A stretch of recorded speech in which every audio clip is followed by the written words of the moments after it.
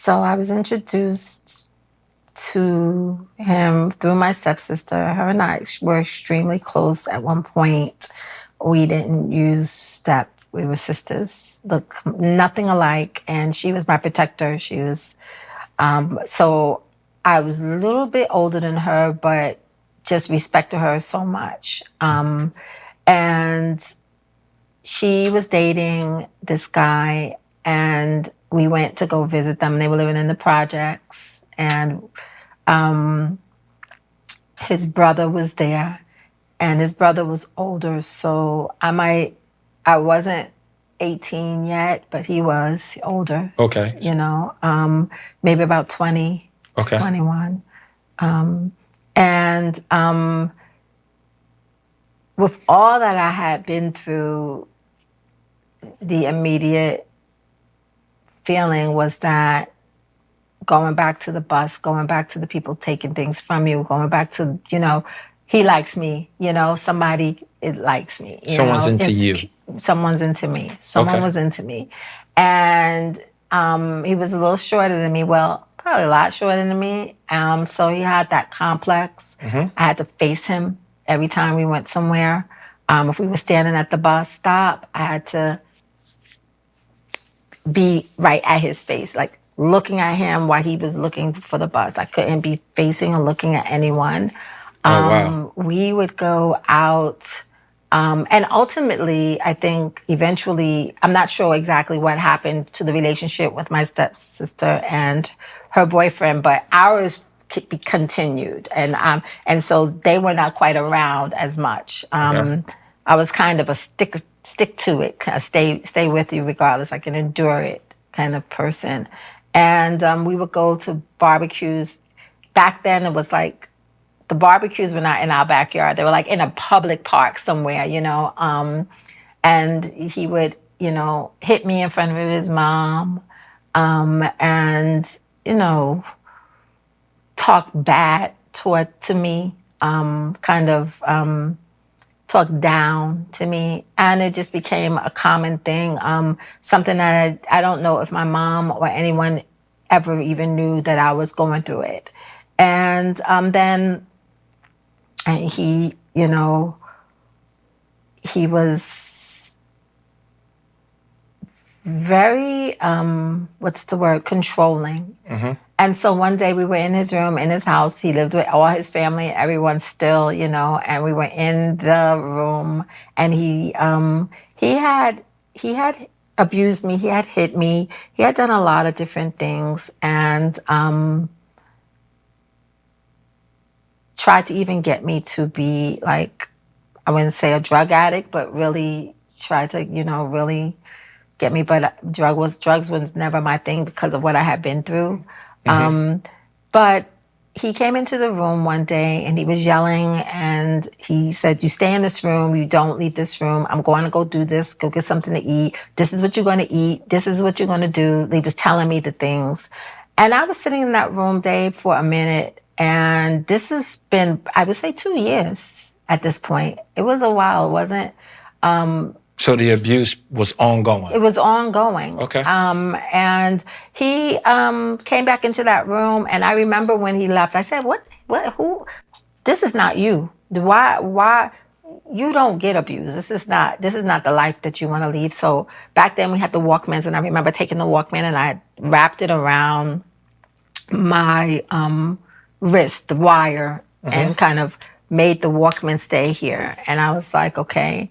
And he came back in the room, and it was crowded, everybody, neighbors, everyone was in the house. And as soon as he got in the room, I took it and I banged him in the head. Fought him in the head, knocked him out. Didn't have on any shoes, didn't have on any coat or anything like that. We were on maybe the 20th floor or the 19th floor. And I just moved everyone out, and I bust through the room. And I opened up all the locks that were on the door, and I ran down 20 flights of stairs, barefoot, and kind of got out of that and never looked back. But he stalked me for years. followed me to school, followed me home from school, tagged my house. We moved, and unfortunately, my mom, she wasn't thinking, and she got us listed. So he found me. And I would go to the movies, and he would write notes on there, and it was very threatening. And to the point where he didn't hide when he was following me from school. And I was still in high school. He was out of school. Wow.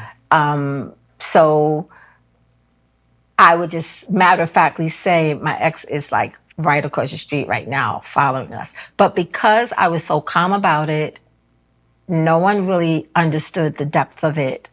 And then I got, moved on with my life, got married, and one day I decided to take the train back up to the Bronx where I was living to take care of something. And I got on the train, and we got to a stop, and the door opens of the train, and this Mickey Picky comes onto the train, and I knew it right away. And you know that character in Martin, not Jerome, but the one that is like the security guard character. Uh-huh. So he looked just like him. Wow. And I was like nervous and happy. And you know how you see an actor and you're like, dang, he looked good. I should have, but he had bifocals, and he had the on the, what's it called, the uniform, and he got on, and I was in a two-seater, so he got on right there in my face. Did he recognize you? Yes, and that was 20 years later. So that was the most scariest thing, because I recognized him immediately. And mind you, he didn't wear bifocals, he was smooth, and he was smooth back then. So 20 years later, this is what he became. And it threw me off, but I knew it right away. And I remember saying, hey. He said hi.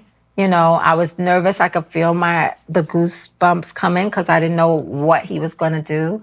And I hadn't seen him for 20 years from when I ran down those stairs barefoot 20 years later. And I said, how are you? How's the family? And he said, I'm doing okay. The family is good. And he asked me how I was, and I was like, I'm doing good. And I said, how's the family? And he said, you asked me that already. You already asked me that. Don't ask. He like went right back to that space. Mm-hmm. And the next stop came, and I was like, well, it's good seeing you. Take care. And I got off the train, and I ran all the way up to the front car before the train closed, and got back on the train. I was not getting off at that stop, but I was not trying to be up in that space with him at that time. Wow. And it was a little bit, it was jolting, because it was 20 years ago. I had not seen or thought about this guy since then. And he just he just brought me right back to that little girl that was vulnerable, that little girl who didn't know her worth, that little girl who was just in this space, So in the house, there were people in the house, Mm-hmm. and you didn't think you could ask for help in his house? That's such a great question, but no, because they had seen this already, and no one ever helped me. No one was there. Do you know how when people are in situations sometimes and you see it, but you're like, you make your bed, like you could get out of it if you want to get out of it. You almost blame them for being in it as if, well, this is their relationship. And I think that's what became of it. It was like, well, she's here, she's not leaving. So clearly this is just how they function. And no one saw it as abuse. No one saw it as manipulating. No one saw it as anything else. No one even saw it as a minor with An adult. an adult.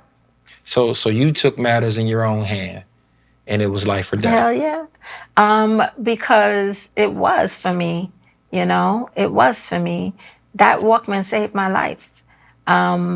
And sitting there for the amount of time that I sat there that day, at that time, because there were other times when I didn't do it, but that day at that time, it triggered me. And I knew that this is not you. Like you a fighter. You pull out, you don't got a can opener to open up sardines. You get a knife. Like you figure out how to make things happen, The bus trip. The bus trip. You don't succumb and allow someone to define who you are in that way. And I think that's exactly what was going through my mind. Like, what are you doing? So that was the last time you let a man just have that type of power over you? Yes. So the interesting part is that our relationship was toxic from day one, but I didn't realize it. I didn't realize that you wanting me to stand close to you and you wanting me to look at you was not endearing. It was controlling. I'm looking at it like you want me near you. You love me so much. You want to make sure that I'm just focused on you. At 15, 16, 17 years old, 16, 17 years old, I'm not understanding what love is yet. I'm not understanding what it means for someone to care about you. And you're thinking attention is love. Yeah. He's telling me to look at him. This has to be love. Yeah. Okay. He cares about me, right? And it didn't even dawn on me that I was being abused until that day, because to be honest with you, Dave, it rolled off my skin. Do you know? It was the kind of thing where somebody would be like, oh, don't let him treat you that way. And to me, he wasn't treating me anyway. It was like, it didn't really bother me, me doing that, It didn't affect me. It didn't come across to me as abuse, because I was in a household where I was fighting my stepfather every day, Wow. I mean, rolling down the hallway fighting. So, and he loved me. So it didn't really come across. And next day we sitting down eating dinner. So now that you say that, did you fight him back before the Walkman, or was that the first time you ever hit him? I did fight him back. Okay, so y'all had a relationship where you would fight back. It was volatile. Okay. It was volatile. And I don't want no volatile relationship. That's just not healthy. And at that time of my life, that's the trajectory I decided I wasn't going to go in that way. I don't think I deserved that. And I don't think that person deserved it. So it was volatile. That was many years ago, so it's hard to determine exactly how it was. But I didn't do it in public. Okay. I didn't defend myself in public. I don't know why I didn't, but I don't like causing a scene. So I didn't cause a scene. So to avoid a scene, I did it. You told me, sit down, stupid, or whatever, I did it. But I think what I was already planning was that day. Your escape. I was escaping. You knew where I live.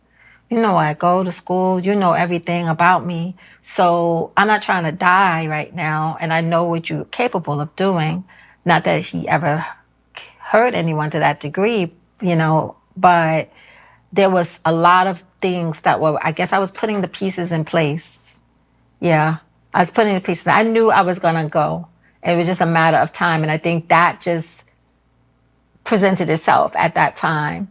And because of your approach, he knew that he couldn't put too much pressure on you after that. Yeah. He could stalk you, but he knew you would fight back. I was going to fight back. Absolutely. And I did fight back. So my father probably did not know, because I believe that if he did know, the guy probably would have been dead. Oh, wow. So, and I'm not trying to say my father was a violent person, but he loved me very much. And I didn't live with him. My stepfather and my mom, I don't think they knew either. To be honest with you, I don't even know if my stepsister knew. It was something that was very private, maybe because I was embarrassed by it. I'm not sure, but it was something that no one knew what I was going through. I was going through it alone. Okay. The only people that knew what I was going through was his family, and to them, it wasn't bothering me. So you harboring and going through something alone, making the decision to get out of it by yourself. I'm not talking to no one's guiding me. No one's saying you got to get out of this. I made that decision. No one is telling me to get away from him because no one knows that I'm going through it. I come home every day. You don't even know what I just went through.